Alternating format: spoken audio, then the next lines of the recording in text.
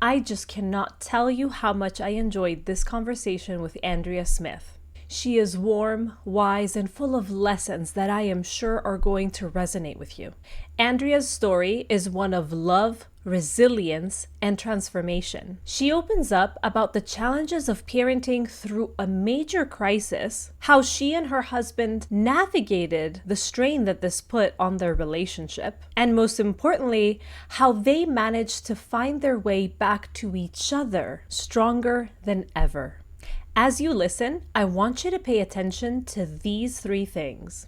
One, the moment where Andrea realized that she was carrying the load of all of this crisis alone, and what changed when she allowed herself to lean on others. Number two, the simple yet powerful way that she and her husband reconnected after being years in survival mode. And number three, pay attention to her mindset, her philosophy about things, because it really made a difference in how she was able to deal with the situation and not just hope, but be convinced that things were going to get better, helping her get through the difficulties with strength and grace. You'll find that this conversation is rich with lessons, whether you're in the thick of parenting challenges or you're looking to reconnect in your relationship. And because there is so much to unpack, I will be continuing this discussion in my newsletter this week. So you might notice at the end of this episode that there is no outro that I usually do in interviews where I do a deeper analysis of what was discussed and how it was helpful and what nuggets we can keep from it. This episode is so full of information that I don't want to make it any longer than it has to be. So this deeper analysis, along with a journaling exercise, if you wish, is going to be in my newsletter. So if you haven't signed up already, make sure that you go to markelakaplani.com/newsletter and get yourself signed up. The link is in the show notes. Now, before we get started, let me tell you a little bit more about Andrea. Andrea Smith is a passionate advocate for mental health and personal growth, blending her experiences as mother, storyteller, and entrepreneur to inspire others. After 18 years in the corporate sector, and more specifically in sales, she stepped away in order to take care of her family, and more specifically, her children's mental health. Now, with her children thriving as adults, Andrea has channeled her journey into This Way Up, a podcast dedicated to supporting parents and caregivers who are facing similar challenges. She is also the co-founder of Car Oracle, a woman-owned business revolutionizing the car buying process with expert guidance and personalized support. With her empathetic support and her commitment to uplifting others, Andrea creates spaces where people can find resources, resilience, and hope. You can find out more about Andrea and ways to connect with her in the show notes. All right, so let's dive into this incredible episode with Andrea Smith.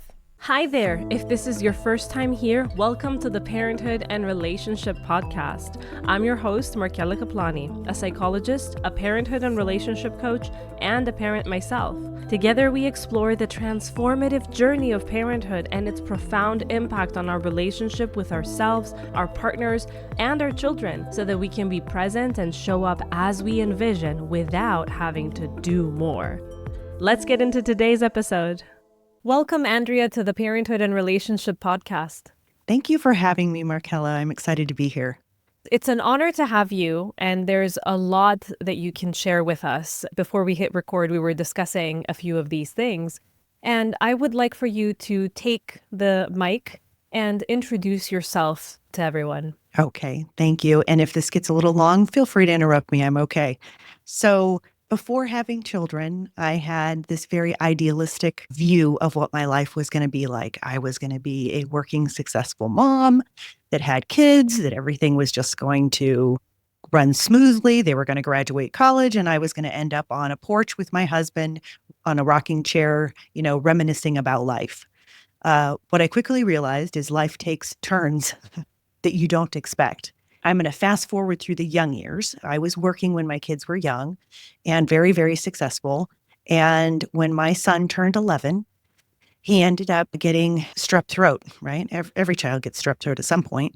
What every child doesn't get is that that virus crossed over his blood-brain barrier and overnight lit a debilitating case of OCD. So one day, my son was, a fully functioning 11-year-old boy playing soccer, reading books, having friends, laughing. And then within a month, he was to the point where he couldn't function throughout the day without severe anxiety and all of these thoughts that come along with obsessive compulsive disorder. And that was terrifying. It was terrifying. We didn't know what was going on with him. We thought at the time, we didn't realize he had pandas. We had thought that he had a brain tumor or this, that, and the other. Quickly came to realize that it was OCD. At the time, the disorder that is now called pandas didn't really exist in the medical community. Even today, it's a little bit touchy, but it's more known. So we were kind of at a loss. And what were we going to do? I knew that we needed to stop the trajectory that it was going on because his behaviors were changing so quickly with the disorder. So instead of getting him into a hospital and having him leave my home, I decided to take on his care full time with the help of therapists and psychiatrists and psychologists. But I did it at home most of the time. I was no longer working. My husband took over providing for the family. He was traveling a lot, and his job was to keep the finances coming and keep that insurance. We needed health insurance. I also had an 8-year-old daughter at the time who her brother was her everything, and I was her second everything. And all of a sudden, we weren't there for her during this period of time because we were so focused on trying to get him stabilized. I basically outsourced her care. Not really, but I would ask the neighbor across the street to take her to her dance lessons or her drama lessons. I would ask the neighbor across the street to feed her dinner if things were very chaotic at home. Life made it so that she couldn't be a priority for that period of time. It took about 8 months to stabilize my son. He still has OCD, but it's all under control. But we needed to stabilize it. We needed to stop that trajectory that it was on.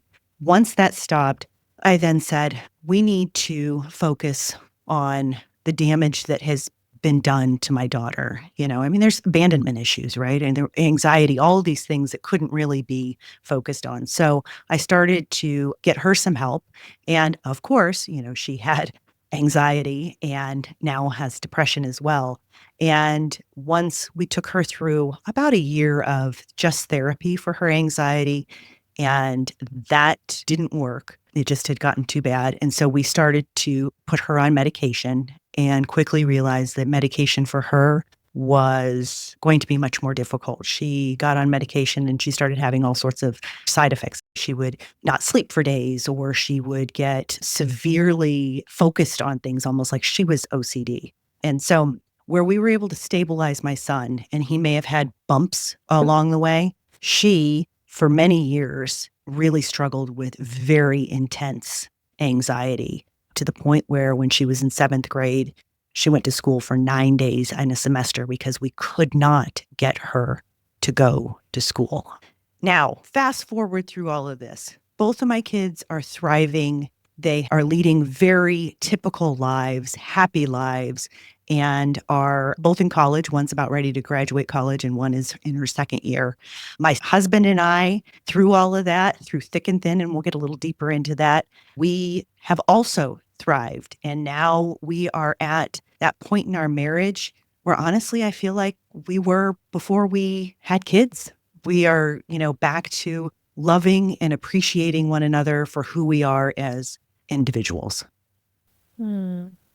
It's very nice to have you here today because you are sharing a very unique story and you are sharing it so openly. I think it shows a lot about how we can go through so many things in the parenthood journey. And for you, this was a very terrifying thing to go through, right? Yeah. As a mother, as a parent, to not know what's happening. So first of all, this is a very rough journey that you had to go through. And this is part of matrescence as well, in the way that you had to adjust to so many different levels, not just developmentally as your children were changing, but also in very unique circumstances. where you had to keep on switching gears and had to decide who to focus on and how to do it, and had to take matters into your own hands in order to deal with a situation, and having that responsibility on your shoulders. And so I want to first go back a little bit to that stage of your son's life. Okay. And I wonder how it was for you to be going through that fear and to have that responsibility. What was that part of your matrescence journey like? So devastating. That wraps it up. Devastating and terrifying. When things were happening so quickly to him and there was a lot of uncertainty around it, even after we knew what was going on with him, it was still terrifying because he was such a different person for a period of time. And I wasn't sure whether I was going to get my sweet little boy back. Because it happened so quickly, there was this, I think, very relevant fear that he was gone and he was lost forever. But I realized through hard work and the help of professionals that we were able to get him back. But at that time, I was also feeling very, very hopeless and alone. And part of that feeling alone, looking back, was because I did that to myself. I didn't allow other people to help support me during that time. I leaned on my mom heavily, but like I said, my husband, his job was the one that was supporting us financially so that we had insurance. And I didn't want to bother him with what was going on at home. I didn't want to stress him out. So I became the caregiver. And then I became the only one, the holder of all of the information, right? I knew how to do everything. And I wasn't going to share that with him, not because I didn't want him to know. I just didn't feel like, I was like, I'm not going to be a burden. But what did that end up doing? I put this huge divide in between the two of us because now I looked at him as not competent to be able to provide care for my son, which is a horrible thing. Now looking back at it, I'm like, gosh, that was awful to do to both of us.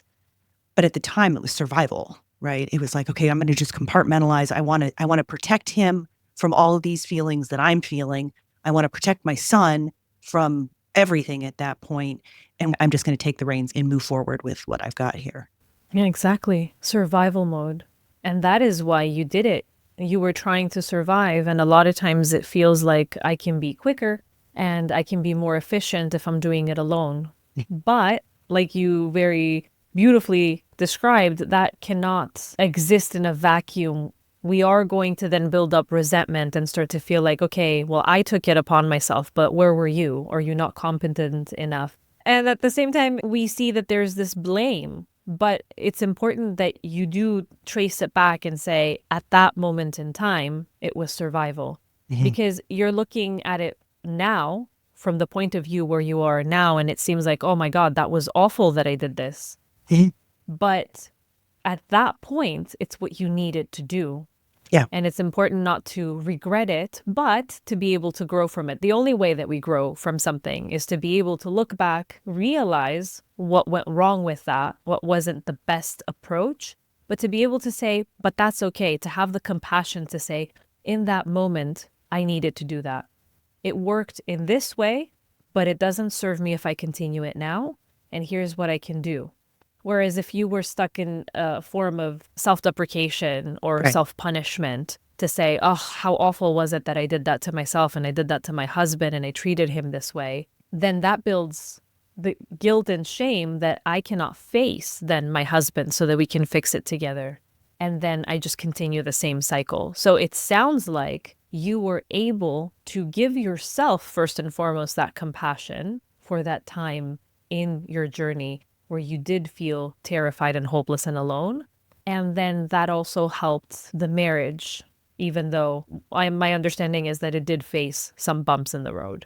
Oh, yeah. I mean, what marriage doesn't? But interestingly enough that you say that. So my husband and I now have conversations about looking back, what we would have done differently, and like, what can we impart on others that maybe would be going through a similar journey?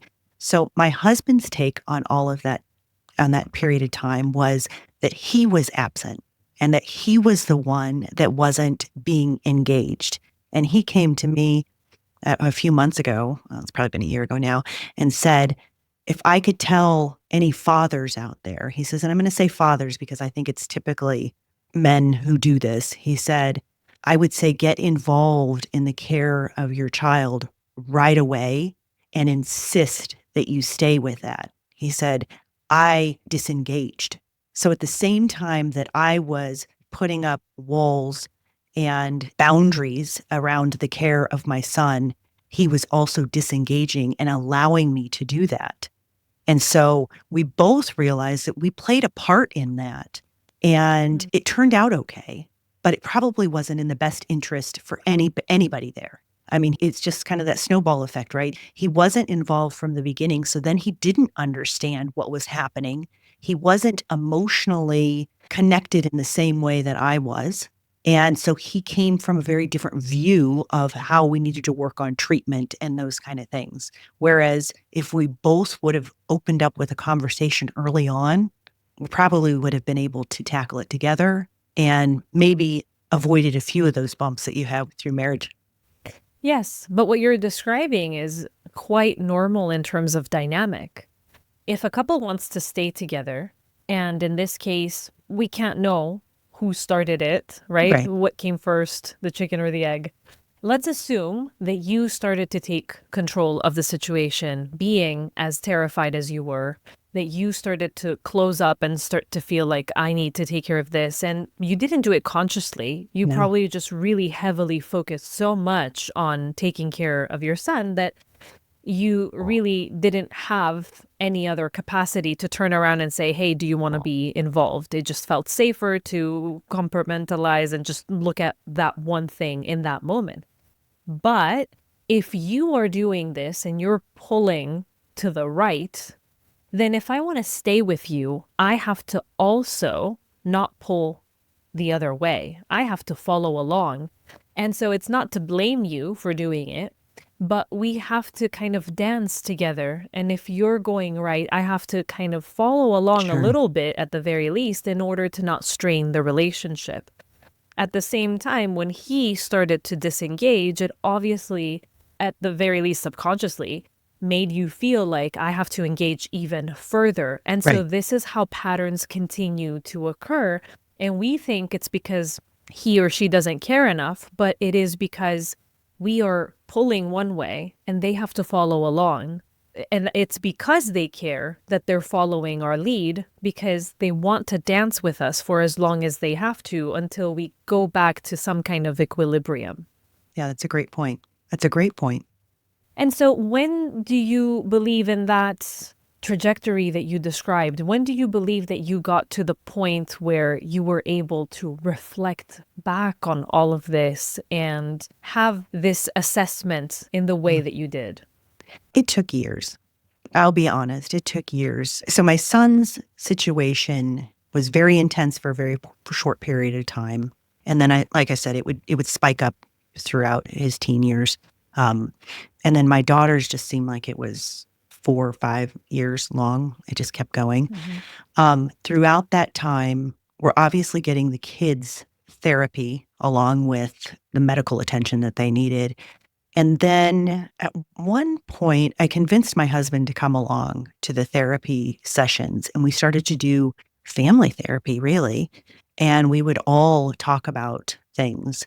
And we did that for a period of time. And then my husband and I did some therapy together. It was more individualized therapy, but we did therapy together. But it wasn't until, honestly, that COVID came and we had to spend more time together that we realized that we loved one another and we became more vulnerable because we were forced to make the time for one another, which I know for a lot of people, having that time is scary and it was disruptive to their marriage. For us, we were able to reconnect and we were able to be vulnerable at that point. And so it's really been the last 5 years that he and I have had very open conversations. And then when my daughter was going to graduate from high school, I was thinking about what my next step was. What is life for me? I was feeling very vulnerable at the time, feeling like, well, what's my relevance? I've had this intense position of motherhood for these kids these last 10 years. And now I am moving into where they're doing great. I got myself fired from that job. I realize now that I didn't. They still need me. They still call me every day, but that's a whole different story. But then I started to consider, what can I do? And I had figured that I had this, I'd been given these experiences to help other people. So I started my own podcast, and that opened up the door for us to have conversations about what happened during that time. And we have had intense conversations a lot. I mean, we probably have them once or twice a week, even now, about what happened then. How have we grown? What would we do differently? And there is no blame. I mean, I think just naturally, we just didn't blame each other for anything. We were able to look at it as it is what it is. And it was a huge opportunity for growth for us as a family, for us as a couple, and for us individually. It gave us the opportunity to learn more about life itself. But where you see growth, a lot of couples will see opportunity to see differences, to see carelessness. And I wonder where it is that you got this kind of mindset. Was it the therapy that you were doing? Was it something else? Because I talk about it a lot on this podcast, how motherhood and fatherhood and difficult experiences like the one that you described, which really did put you in a position of having to be so devoted and so focused on your motherhood identity. These kinds of experiences can break us, and they can be used even as excuses sometimes to lose ourselves or lose touch with reality or lose our relationship with our partner. But you managed to turn it around and use it as a form of growth and development, which is what I talk about. So this is very inspiring to hear. And I would like to know, where do you attribute this very healthy and functional mindset? Well, I want to first say that there are times when it is not growth. There is times when I feel, I feel frustrated, and there were times when I felt defeated and I felt resentful. Absolutely. I went through all of those real emotions. I absolutely did. And then on top of that, I hate to say that there wasn't really a defining moment. I think it's how we lived life. When my husband and I first got married, we bought a stuffed crab. And not a real crab, a stuffed crab, a stuffed crab. And when we would get upset at one another, or we were being tense or whatever, we would throw the crab at one another because we were being crabby. And so we had, kind of started our relationship off with this playfulness about certain situations. I remember when we were dating, my husband had said that he never wants to take us for granted. Now, I remember that. I also remember probably 15 years of each of us taking each other for granted. But now coming out of it and looking back and saying, I'm not taking you for granted. So there's part of it, I think, that's just instilled in us as who we are, that we're fighters, and that we were very committed to the family and the relationship, that we just got through it. And then as we got through it, and I wouldn't say that we were very healthy. We were not the poster children for how to get through something, because it was tough. You just learn. But I think that as life quieted down and we started to peel back the layers and started to find out and try to look at it, how did this benefit us? Because if we didn't look at it that way, it would destroy us. I guess that's what it was.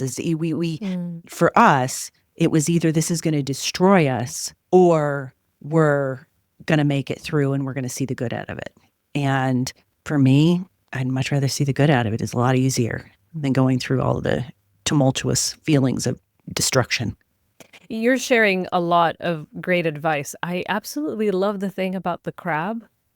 My husband quite recently saw this thing on Instagram where someone was suggesting that every time you feel like your partner is saying something that may be either annoying, or they may be nagging or something like that, or that you're having some kind of a disagreement, just go ahead and kiss them while they're talking. And while I was like, Oh, but that may signal some form of dismissiveness. I'm not Right. sure. Yeah. He actually did it with me, and there was no way that I could not laugh at what he had just done. Yeah. And it really was a way to throw me and himself in that moment out of the seriousness of the topic and just laugh Yeah. and bring that playfulness. So I love the thing with the crab because it does the same thing. It makes us become a little bit more playful. It snaps us out of what we're expecting. And the way that that works is a technique I've never shared on the podcast before. So thank you for doing that, for giving me the opportunity as well, and giving the listeners the opportunity to hear how this kind of thing helps, because we think this is a very serious matter and I would be doing a disservice if I did something like that. But that playfulness is something that we need in those serious moments, and it doesn't take away from what we're trying to express, but it's a reminder of, hey, we're in this together and we'll figure it out. We can do it from a different point of view. Yeah. But I also really like what you say about the way that you question, how can we grow from this? Because we don't have to do something negative. If we just allow things to be, our mind is wired to focus on the negative.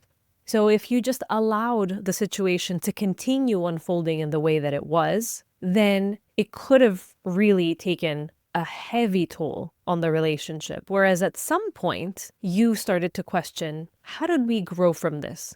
How did the children grow from this? How did I grow from it? How did we grow from it as a couple? And that takes conscious effort. It takes intention to ask that question and to look for that positive, that silver lining, which can truly save a situation. I like how vulnerably you share that. Of course, you weren't the poster children. My question wasn't suggesting that you guys were supposed to I know. always have it together, right? Because no, a lot of people do believe that if we are a healthy couple, then these difficult moments aren't supposed to shake us. Well, of course they're going to shake you. We're all human and we feel human emotions. And I like how you say, yes, it shook us, but we intentionally looked at it from a growth mindset. You know, before we were recording, you were talking about how you can't depend on love. And I always loved my husband, still do, but love wasn't enough. It wouldn't have gotten us through that. I still loved him through all of that, but it took a lot of work. It took intentional work to say, okay, I'm sticking through this, or okay, we're going to make it. Because, I mean, quite frankly, it was like, I don't want to over dramatize it, but, you know, it's somewhat like a war zone in there. It was like we had to, you know, just put on our boots and walk through that for a while and make the conscious decision that we weren't leaving each other as much as we wanted to at times. What kept you in that stage? What helped you endure, even though at some points you felt like, yes, leaving each other is a potential option? So first of all, I'm going to say I'm a Taurus, so I'm notoriously supposed to be stubborn. So maybe that had something to do with it. But I actually think that that both of us would weigh the options of, okay, what would this do to our kids? And we didn't necessarily have these conversations together at all times, but I know both of us thought this at the time. Like, okay, if we break this family unit up, it can be very detrimental. Is it worth breaking up? Because there's going to be issues with whoever, right? And so I think that we knew who each other was before we had kids and before we had intense pressure, and we were committed to that. And then there was this, maybe it was a hope that that would come back. And it never did come back, but it's better because we grew through that time. But that love stuck with us as long as we were continuing to work through it. Does that make sense? Yes. Yes, very much so. I wonder because a lot of us, and me included for a long period of time, have a resistance to the fact that we're changing, and we want to come back to how it was with ourselves and with our partner, to the relationship we used to have. And a lot of times we hope so much for coming back to the relationship as it used to be that we hold off, and we hold off by pressing pause in a way and just expecting that when things die down, when the kids are older, then things can go back to the way that we used to be. And it sounds like you guys didn't necessarily do it.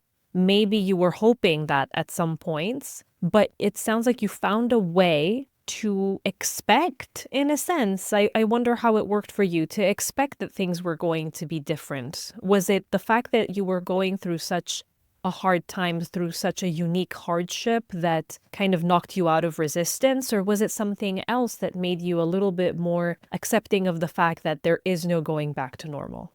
I think it was probably the hardship. I think that it was so sudden and so intense that it just jarred us. It jarred us, and there wasn't any going back. But interestingly enough, we're back probably more to where we were, not only as a couple, but even as a family than we've ever been. I mean, we went through this tumultuous time and then we kind of stabilized again. Yeah, it was a little different. Things are a little different, but we all grew as a family and we were just as committed to each other as we were when we were a family of young children with other type of issues, whether or not we're getting to the soccer game late or whatever. It was just that those issues were a little bit bigger. But I think it's definitely the situation made it very apparent that we were all going to be different people from that.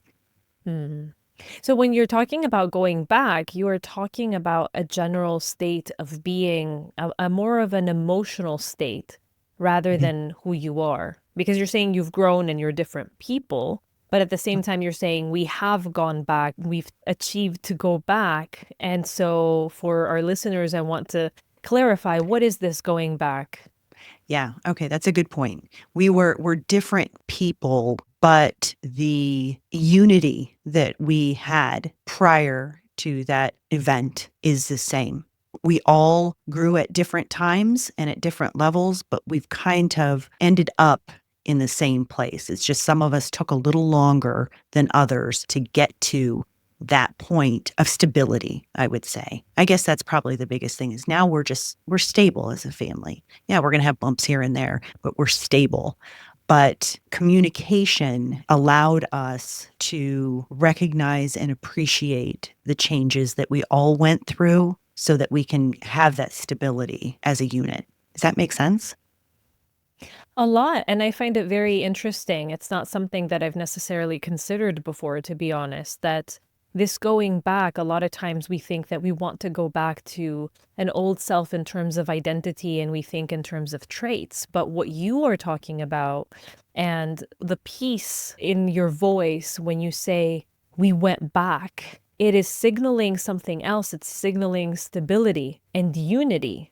So it's something to consider that when we want to go back, we are wanting to go back to the safety of being stable and of being united. And if we reframe it in that way, that going back doesn't mean that I have to be that same exact person that I used to be. Going back, that need that keeps on rising up inside of me and it keeps on making me resist and it makes me feel agitated and anxious to do something different. That's not me really wanting to be that person who I used to be, but that's me wanting to establish a new sense of stability and unity. So thank you for that. That's very interesting.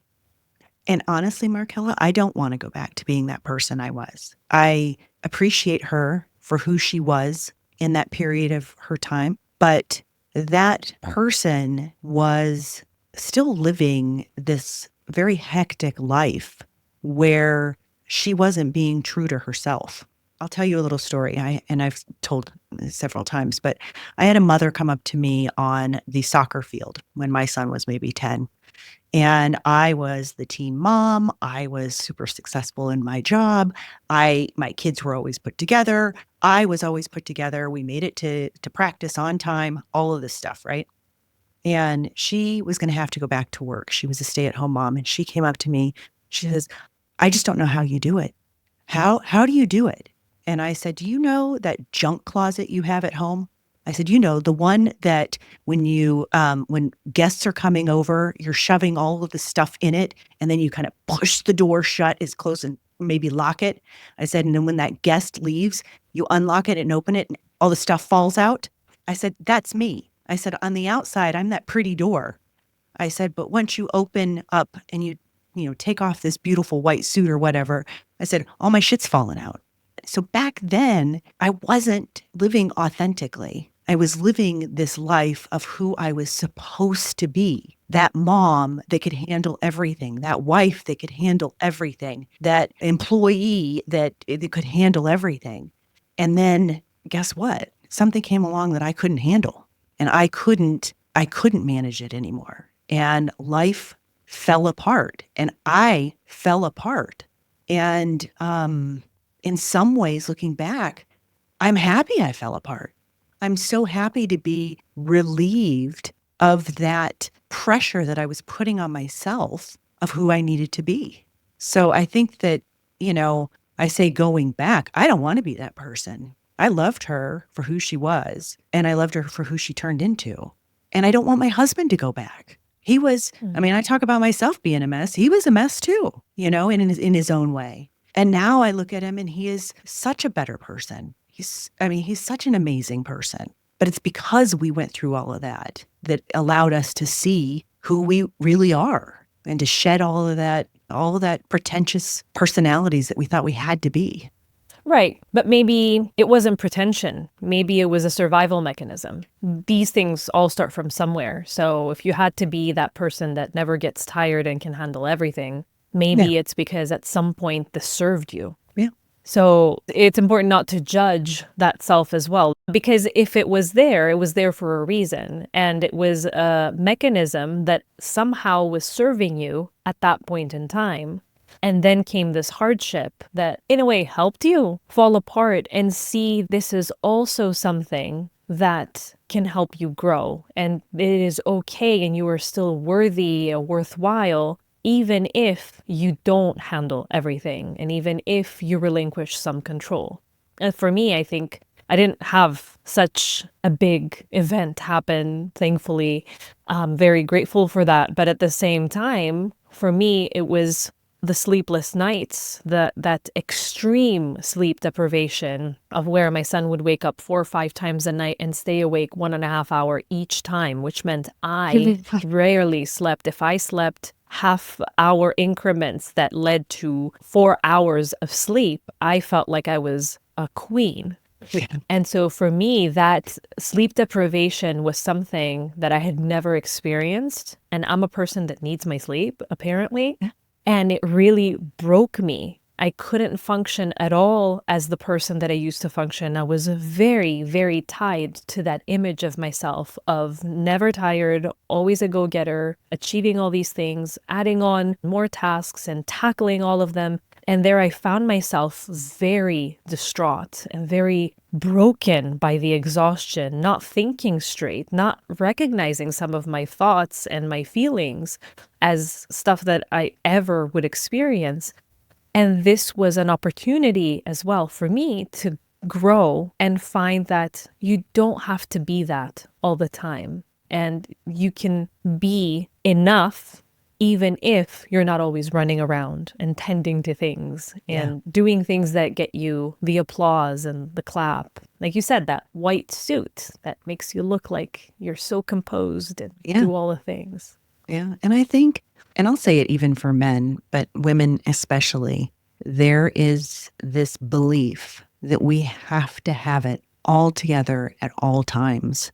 And it's interesting because we talk about it with one another, but it's a lot of times we're putting that on ourselves that we have to be that person. And what I think I realized was that when I allowed myself to show the people around me that I was not put together for a period of time or that I needed them, that it allowed me to have closer relationships, quite frankly. And it took so much of that burden off that I was trying to pretend that even when my son first got sick, nobody knew. Nobody knew anything. I didn't tell anybody anything. And it wasn't until after he stabilized and then I was going through stuff with my daughter, I had met a woman who we started a business together, and she had to see it. She had to see what was going on because we were business partners. And we started talking. And from that point on, I really recognized the need for friendships, for vulnerability, and to allow myself to show myself in a more authentic way than I had before. Mm. And is that where that belief that you were going to bother? I wrote it down as you were saying it before. I didn't want to bother. And you were referring to your husband. And I didn't want to be a burden. Is that where it started to kind of unravel? Yeah, I think so. That was probably that journey or that moment that took that piece of where I was that I wasn't a burden. But that's a hard thing, I mean, that whole being a burden to somebody else and somebody's got it worse than I do, or somebody's, it's so complex. And I try to share the message that just because somebody has it worse than you do doesn't mean that what you're feeling and what you're going through isn't tough. And I can say that only because I've been through it. I didn't live that way. I used to live that, okay, well, somebody's got it worse than I do, so I might as well just, keep this to myself. But yeah. Yeah, and keep going and not complain and not ask for support because there's worse situations.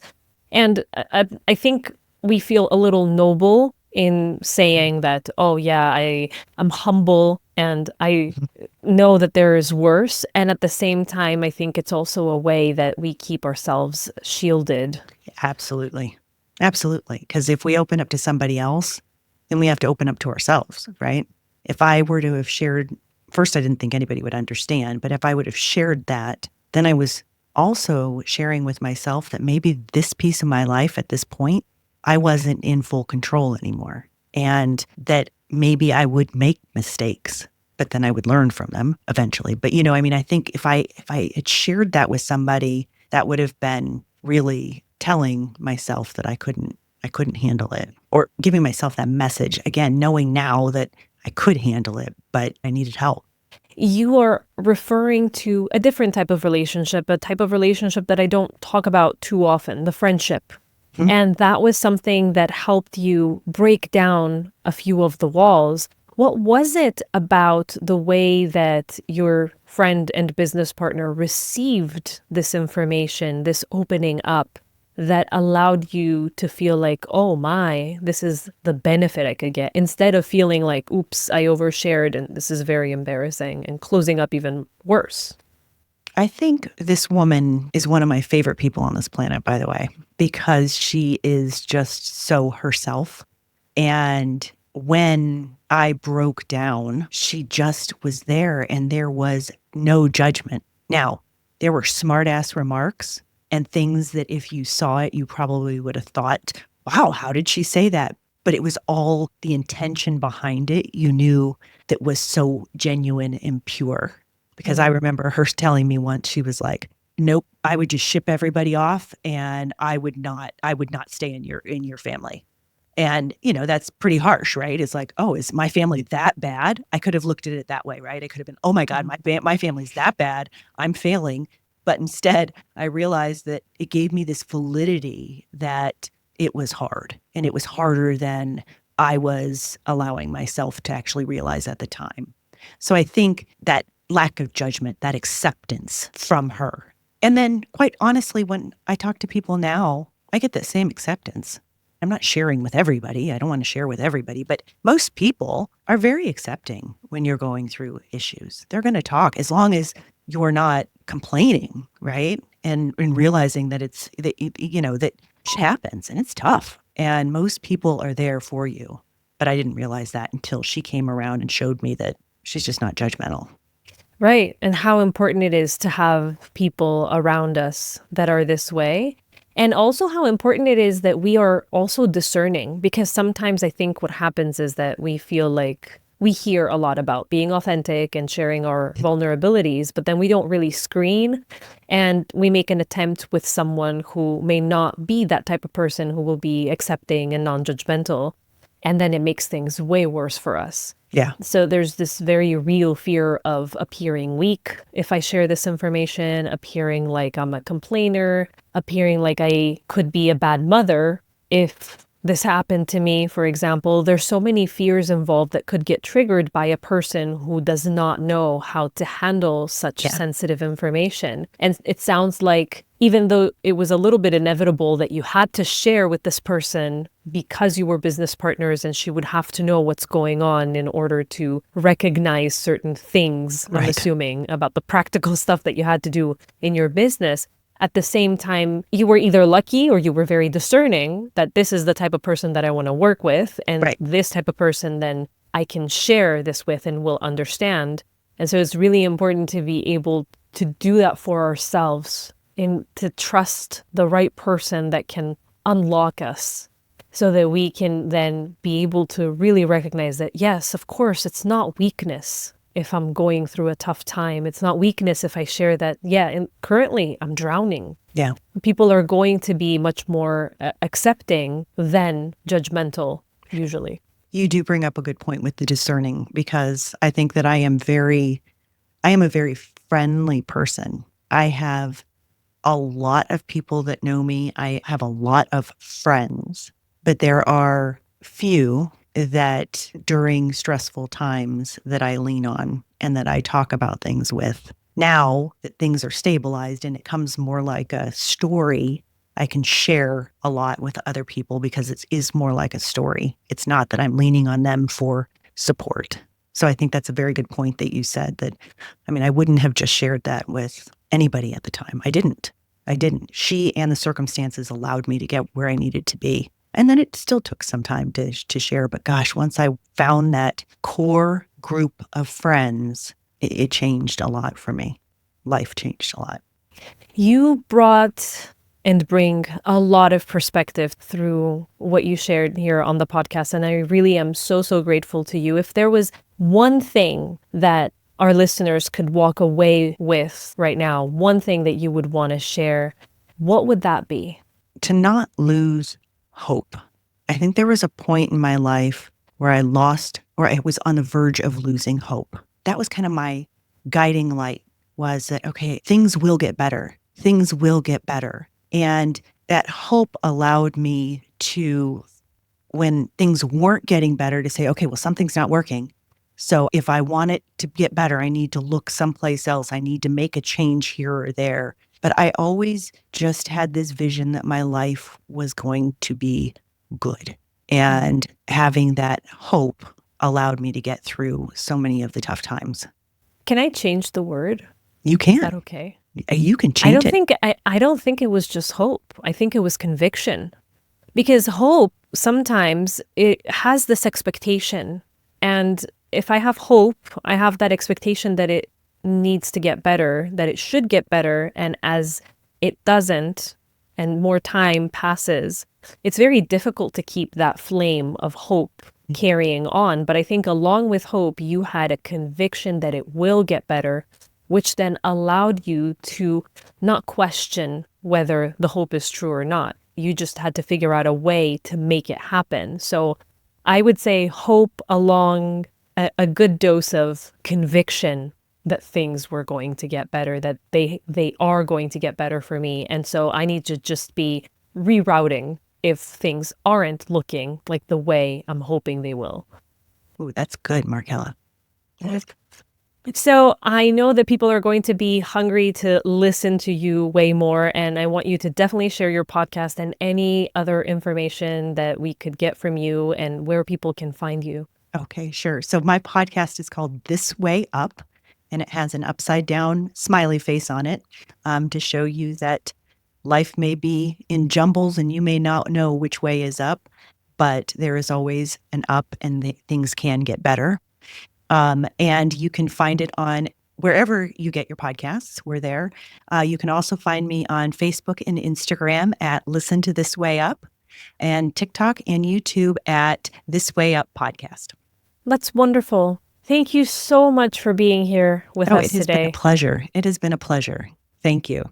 Have a beautiful day. Bye.